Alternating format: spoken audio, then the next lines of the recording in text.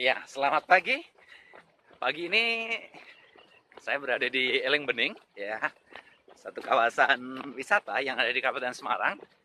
Hari ini tim dari Outbound Training Chandra di Muka Salatiga dan Brankas Ide ada beberapa event yang di lokasi yang berbeda, ya. Ada hari ini kami ada 5 ya klien yang berbeda. Ya. Nah, pagi ini saya lagi lari-lari karena apa?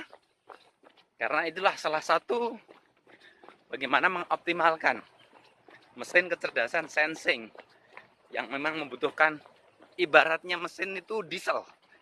Ya, mesin diesel sehingga perlu dipanaskan dulu. Agar setelah dipanaskan mesin kecerdasannya, maka nanti ketika bekerja akan lebih optimal. Ya, tahukah teman-teman muda bagaimana cara mengoptimalkan mesin kecerdasan Anda? Ya, apa itu mesin kecerdasan? Mungkin sebagian masih bertanya. Mesin kecerdasan adalah ya satu belahan otak yang paling dominan di antara 4 belahan otak yang lain. Ya, kita tahu ada 5 ya belahan otak manusia, yaitu di limbik kiri, neokorteks kiri, neokorteks kanan, limbik kanan, dan otak tengah. Nah, dari 5 belahan itu hanya satu yang dominan, yang paling sering kita gunakan, yaitulah yang disebut dalam Stephen mesin kecerdasan. Nah, bagi mesin kecerdasan sensing, ya, lakukan dengan olahraga rutin, lakukan gerak-gerak sampai berkeringat.